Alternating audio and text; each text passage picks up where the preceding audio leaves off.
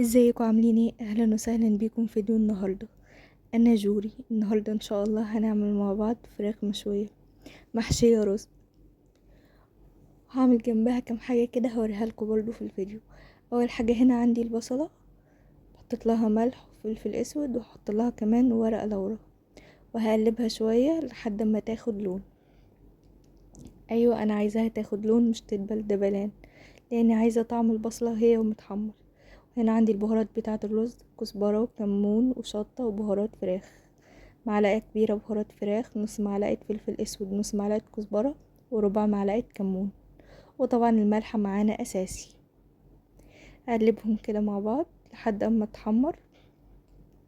كنت بوريكم البهارات بقولكوا عليها هنا. بس كده، وهرجع اقلب الحله كويس. اسفه على التصوير بس ان شاء الله هيتظبط ويبقى احسن من كده. هنا بوريكم لون البصله وبقولكوا ان انا هسيبها كمان تاخد لون اكتر من كده، بس مش تتحرق، يعني تاخد لون بس. ايوه هو ده اللون اللي احنا عايزينه. هنا بقى هنزل بالرز وهديهم تقليبة حلوة مع بعض.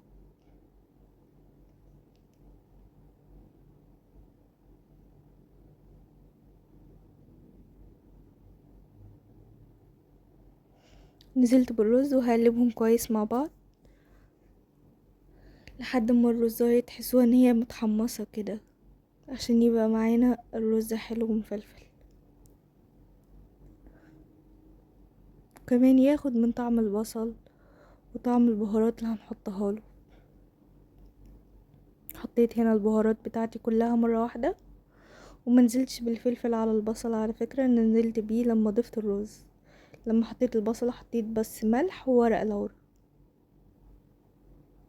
وطبعا حطيت ملح على قد البصلة. هقلب هنا كويس قوي.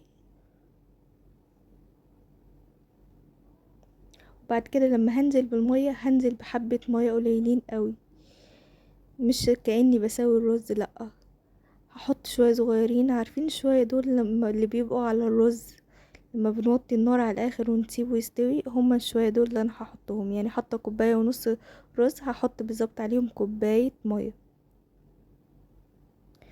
انا هوريكم شكل المية انا عايزاها ازاي. ايوه بس كده، مش هضيف تاني علشان الرز يكمل سواه وما يعجنش معايا جوه الفرخ. على فكرة كان طعمه حلو قوي. وكمان الرز اللي فضل زودته مية ورجعته يكمل سوا بعد اللي فضل مني بعد ما حشيت الفرخ. دي بقى البهارات اللي هتبل بيها الفرخة بتاعتي: ملح، فلفل اسود، ومعلقة بهارات ايطالي، مش اكتر من كده. وكان الفرخة طعمها حكاية. هضيف لها نص ليمونة و5 معالق كبار زيت، من 5 ل4 معالق كبار زيت، واقلبهم كويس مع بعض.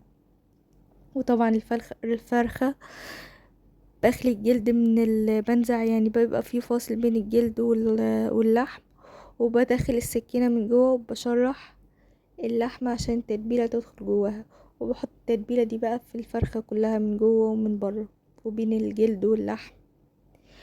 معلش والله ما قدرتش اصورها لكم لاني كنت شغاله بايديا الاتنين في الفرخه، فمعرفتش اصورها، بس بامانه هو ده اللي حصل يعني. وهي دي كل التتبيله اللي انا استخدمتها للفرخه، وبجد كان طعمها حلو قوي. هنا بقلب المكونات وهتبل بيها الفرخه على طول. طبعا الفرخه مغسوله متصفيه كويس قوي قوي يا جماعه. بوريكم شكل الرز بعد ما استوى. هنا بقى في اضافه حلوه قوي بتودي طعم حته تانية. هضيف له فلفل اخضر وخضرة: كزبرة او بقدونس او شمار او شبت. دول بيخلوا الشمار بالذات هو والشبت، هو الشبت يعني، بس في ناس بيقولوا عليه شمار وفي ناس بيقولوا عليه شبت. ايا كان بقى ده بيخلي ريحته حكاية. ضيفوا اي حاجة خضرة عندكم للرز هتطعم معاكم جامد. وطبعا الخطوة دي عملتها بعد ما طفيت النار على الرز. هنا بقى في الصينية حطيت كام حبة طماطم عشان الفرخة معايا متلزقش، وهحط عليهم بطاطس هرشلها ملح وفلفل اسود وحتة توم. كان طعمها حلو بصراحة. من غير بصل ولا اي حاجة، بس كده تغيير شوية وادتنا طعم حكاية. هقلبهم بايدي طبعا احسن من 100 معلقة، وهرصهم في الصينية وهحط عليهم الفرخة بعد ما حشيتها.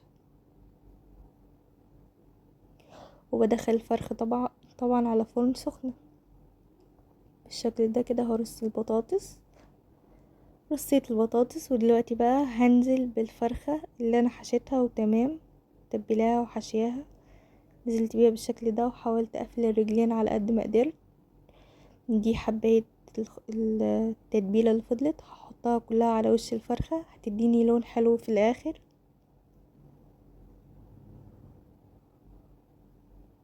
هحطها كده واقلبها على الفرخة كلها، وهاخد لون بجد حلو وطعم كمان.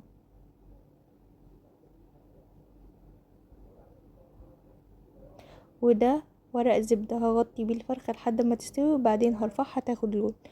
ويفضل ورق فويل، بس انا كان حاليا اكتشفت ان هو خلص من عندي يعني، فاستخدمت ورق الزبدة بس، والحمد لله يعني. دلوقتي بقى عشان اتجنب كل مرة بيحصل فيها ان البطاطس بتتلسع مني، ضفت شوية مية لل... للصينية عشان البطاطس تستوي من غير ما تتلسع بس. انا بضيف المية كده تمام.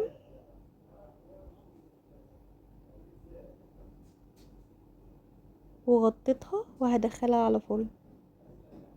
انا بدخل دايما على 180، بالنسبة لي حلو. هنا هطبخ بسلة يا جماعة، دي الصلصة اللي ماما حبيبتي مجهزها لي، ربنا يبارك فيها يعني. بديها شوية تقليبة بس، وهضيف الخضار بتاعي. يعني انا حبيت اشارككم من ايه عملت معاها في سبيل المشاركة وكده. ان شاء الله على مرة هنعمل كل حاجة بالتفصيل. ومستخدمة خضار مجمد بيطلع معايا حلو على فكرة.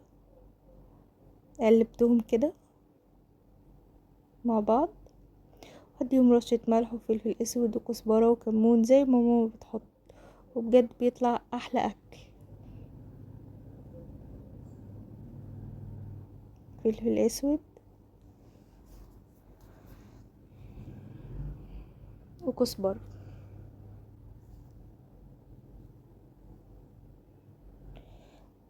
قلبوهم شوية مع الصلصة، بلاش تضيفوا الشوربة على طول يا جماعة، لا ادوا الخضار شوية تقليبة مع الشوربة مع الصلصة الاول قبل الشوربة، بيفرق في الطعم. هنا زودت الشوربة بتاعتي وهوطيها واسيبها تستوي براحتها خالص. هنا بقى على العين التانية هعمل ايه؟ هعمل ملوخية ناشفة. عملناها مع بعض كتير بس هعملها معاكم برضو. حطيت هنا توم، خليه ياخد لون خفيف كده، وبعدين هنزل بنص طماطمايه، لاني هعمل طبق واحد بس ملوخية مش كتير يعني. انا الحلة عندي فيها الشوربة جاهزة، فقلت اعمل يعني التقلية دي في الطاسة، وبعد كده انزل بيها على الشوربة واسيبهم يغلوا مع بعض. الطماطمايه حط لها كزبرة وكمون وشطة وفلفل اسود. ولو حابين تستخدموا المرقة استخدموها، بس انا بحسها مش محتاجة يعني، بعملها وبتطلع معايا حلوة فتمام. يعني مرة بحطها ومرة لا، بس مادام طلعت معايا حلوة فمش محتاجة ان انا استخدم المرقة الفورية ولا المكعبات. كفاية، شايفة كده كفاية المرة دي. قلبهم بقى لحد ما يستووا مع بعض.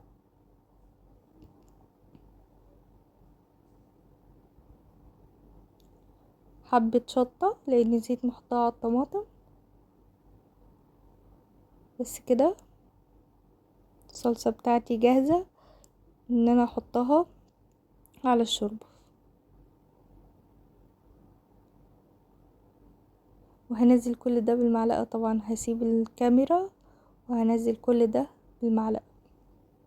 انا مش برمي حاجة يا جماعة يعني، لو شفتوني دي الملوخية الناشفة بوريها لكم، لو شفتوني بسند اي طبق فيه بواقي صدقوني مش برمي حاجة، بوقف الكاميرا وبرجع اضيف كل حاجة.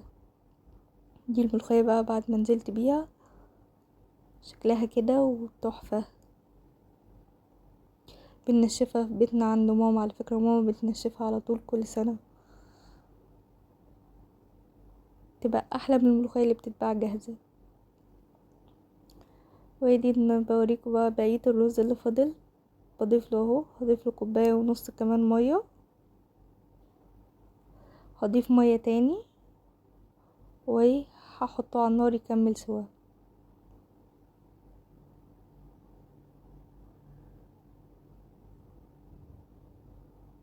اهو ضفت مية تانية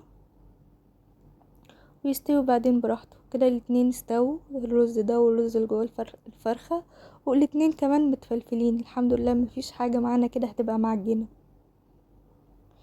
وده بعد ما استوى حطيته في الطبق بالشكل ده، وهحط فوقيه الفرخة بتاعتي وحواليها البطاطس. ده بقى كان شكلها. وهنا ده عندي الملوخية الناشفة، وهنا البسلة، وقدمت معاها بيبسي. وده كان غدانا النهاردة، وده كان الفيديو بتاعنا. اتمنى يكون الفيديو عجبكم. لو عجبكم الفيديو ما تنسوش اللايك والشير والاشتراك في القناة، ونتقابل ان شاء الله في فيديو جديد. مع السلامة. مستنية تعليقاتكم تحت الفيديو. باي باي.